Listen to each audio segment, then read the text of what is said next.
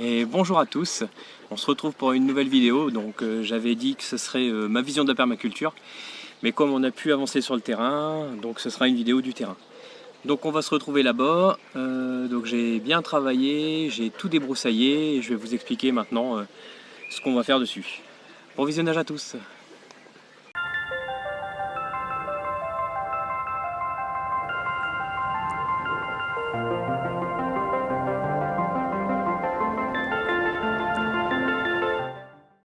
Bonjour à tous, bienvenue sur cette première vidéo sur le terrain. C'est vraiment les débuts, on commence, on retire un petit peu l'herbe, enfin on aplatit un petit peu ce qu'on peut.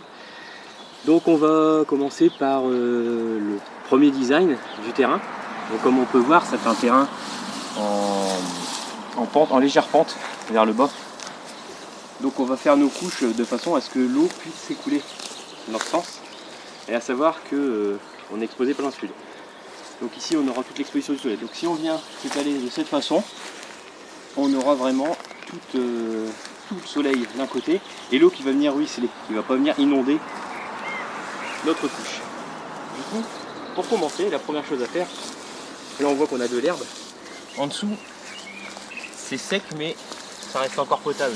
Comme on a les grandes herbes, elles sont venues protéger de la sécheresse le terrain. Donc ce qu'on va faire, nous on va vouloir enrichir notre terrain. On va mettre donc carton très fin en surface, on va venir imbiber d'eau, ce qui va créer la détérioration du carton, et les vers vont venir en surface manger le carbone. Donc à savoir que pour qu'un sol soit équilibré, il lui faut de l'azote et du carbone. Donc on va dire 45% d'azote, 45% de carbone et 10% de terre, compost, enfin bref. Là on va pouvoir utiliser aussi l'herbe qu'on a coupée pour mettre par-dessus, pour garder justement l'humidité qu'on aura mis sur le carton, et pour que nos vers de terre, pour que la vie du sol vienne remonter et vienne attaquer un petit peu notre terrain pour venir le labourer. Comme ça, les vers de terre, la vie du sol, les champignons vont labourer le terrain à notre place. Donc ce qu'on fait, donc là j'ai mis un mètre, j'essaie de suivre la pente de manière linéaire. Et ce qui est important, c'est de faire des couches pas trop larges. On a toujours tendance à vouloir être très très large, ce qui sert à rien finalement. Je pense qu'un mètre de large c'est très bien, comme ça on peut venir travailler de part et d'autre de notre couche sans avoir à se casser le dos. C'est aussi l'intérêt de la permaculture, c'est on va dire le jardinier paresseux. Donc voilà, on va commencer à faire ça et on va vous montrer tout ça après. Alors maintenant que la couche d'herbe a été posée sur le carton, donc ici je vais mettre encore un petit peu apparent, en allant chercher un don, c'était le jour des poubelles vertes. Et on a vu des personnes qui mettaient ce genre de fagots le long de la maison afin que les déchets verts les prennent. Tout est récupérable. Donc avec ces morceaux de bois, on va venir entourer notre couche, on va faire notre petite délimitation.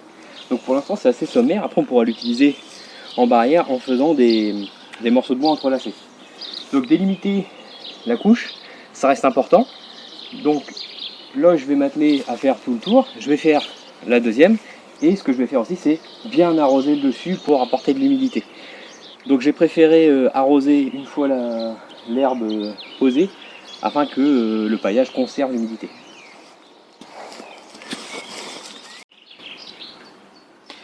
Alors voilà, on a fait les deux premières couches, on va dire. Bon, on est un peu en retard, hein, on est maintenant passé mi-mai. Donc on est un petit peu à l'arrache, hein. Normalement un terrain comme ça se prépare à l'automne, histoire que ça travaille. Là on va laisser travailler 1 à 2 semaines, on va venir arroser régulièrement pour dire que la terre s'humidifie, le carton commence à se décomposer, les vers de terre arrivent. Une fois que ça fera ça, je pense que d'ici début juin on va commencer à planter les premiers pieds de tomates qu'on a en semis de ce côté-ci, et on va dire les courgettes et autres cucurbitacées. À voir au niveau des mélanges. On va demander aussi à nos adhérents ce qu'ils préfèrent manger, forcément, c'est mieux. Donc là symboliquement on a récupéré des semis de maïs, donc on va les mettre, ce qui va nous permettre de pouvoir le laisser pousser et de faire pousser nos légumineuses dessus, à savoir tout ce qui est pois ou haricots. L'avantage du maïs, c'est qu'il est grand, il va pouvoir protéger aussi du vent notre plantation, et les légumineuses vont pouvoir capter l'azote de l'air pour les restituer dans la terre. Comme on est dans une optique de fertiliser notre terrain, les légumineuses sont vraiment idéales. Donc pour planter du coup mon pied de maïs, il faut quand même une terre assez aérée. J'utilise donc de l'éco-vert. Donc je vais faire un trou assez important pour enfoncer quand même le semis de maïs sur un bon 20 cm, histoire qu'il soit bien ancré, qu'il soit bien enraciné, car en cas de fort coup de vent, il faut qu'il soit bien enraciné. Donc l'éco-vert, c'est un compost 100% végétal, c'est fabriqué dans le Nord. Il n'y a aucun placement de produit de ma part, je ne touche pas d'argent de la part de Eco-Vert, mais c'est un super produit, ça abîme pas la plante par excès d'azote. Au contraire, ça attire les vers de terre qui viennent justement le manger et le digérer, ce qui rend moins agressif pour la plante. Donc voilà, on va faire ça.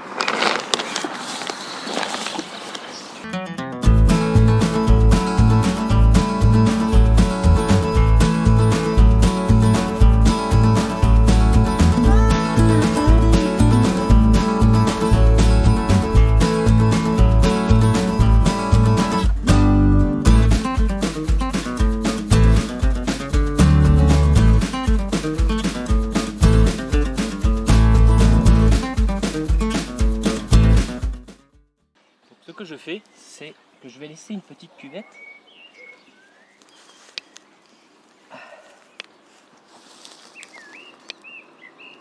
On a mis vers de terre qui est déjà remonté. Donc je vais laisser une petite cuvette ici, afin qu'à chaque arrosage, car le maïs est quand même gourmand en eau, afin que l'eau reste ici. On a la chance d'avoir, enfin la chance ou la malchance, j'ai envie de dire, à l'endroit où j'ai retiré la terre, on a une petite couche de mousse. Et la mousse est idéale pour garder la fraîcheur. Donc on va arroser et on va poser cette petite couche de mousse par au-dessus. Ça va nous servir de paillage. Donc quand vous replantez votre maïs la première fois, bien l'arroser dans le fond du trou, faire votre complément de compost, remettre du compost et arroser après par au-dessus. Je vais mettre un petit peu d'eau.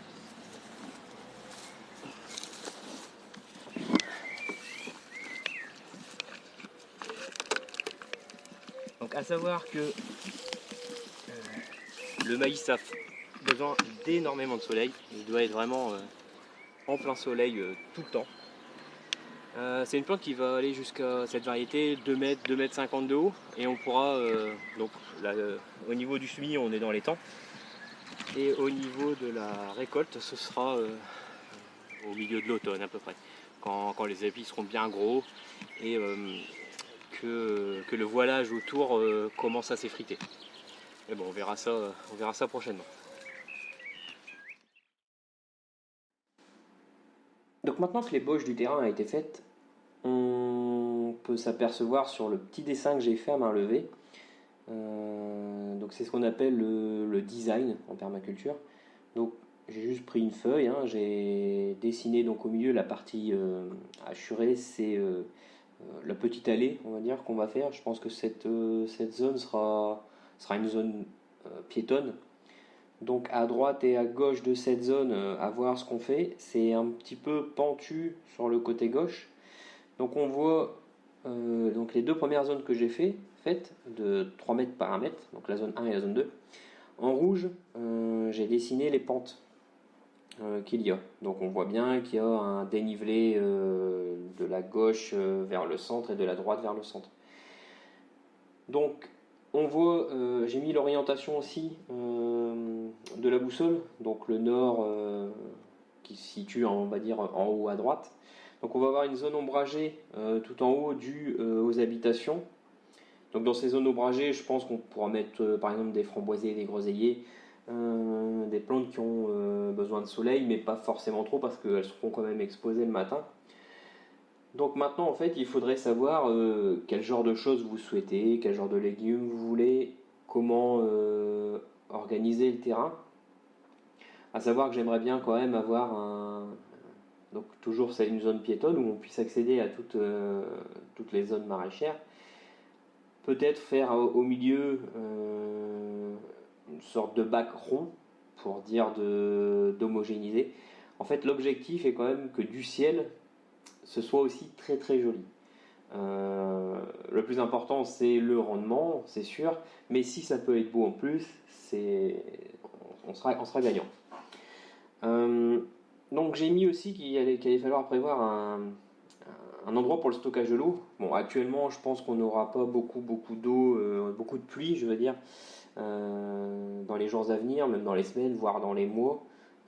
Il est possible que jusqu'en septembre, on n'ait pas énormément d'eau. Mais il faut quand même qu'on pense au stockage de l'eau, à savoir que bon, j'ai récupéré un cubi d'1 mètre cube, donc je pense que ça fera l'affaire. Mais il va falloir le placer à un endroit stratégique pour qu'il soit déjà à l'ombre. Enfin, pas forcément à l'ombre, mais qu'il soit protégé de la lumière pour éviter d'avoir de la verdure qui vient s'y déposer, des lentilles. Et qu'il soit accessible facilement, donc dans le meilleur des cas, au milieu de la parcelle. Donc c'est vrai que l'eau c'est un problème, on n'a pas de point d'eau d'arrivée pour l'instant. Mais je pense pas qu'on aura non plus à l'avenir. Donc c'est vrai qu'à chaque fois qu'on vient, ça serait bien de pouvoir ramener de l'eau et de remplir justement ce cubi. Donc on va faire avec les moyens du bord pour commencer, on va s'améliorer. Une fois que la période de sécheresse, on va dire, même si on est dans le nord, on peut appeler ça une période de sécheresse, il serait bien de pouvoir trouver des moyens pour récupérer l'eau. Donc il y a différents systèmes. Donc comme je parlais qu'au milieu du terrain, on pourrait mettre un système en cercle. Sur l'image ci-dessous, vous constatez, enfin vous voyez qu'on peut réaliser de belles choses simplement avec de la bâche, avec un cubiténaire. Donc il y a beaucoup de choses à faire. Donc si vous avez des idées, surtout n'hésitez pas à m'envoyer vos petits dessins main levée de formes géométriques. On peut faire des mandalas, des formes rondes, des formes carrées, triangles. Laissez parler votre imagination. Surtout n'hésitez pas à m'envoyer vos idées. Toute idée est bonne à prendre et on travaillera dessus et on aura le résultat d'ici quelques semaines. Donc voilà, la vidéo est terminée, j'espère qu'elle vous aura plu. Surtout n'hésitez pas à liker, à vous abonner à la page pour avoir le plus d'infos possible. Dans la description, il y aura le lien de la page Facebook. Si vous voulez nous suivre, pareil, hein, likez la page et vous aurez toutes les infos en live. Merci beaucoup, à bientôt.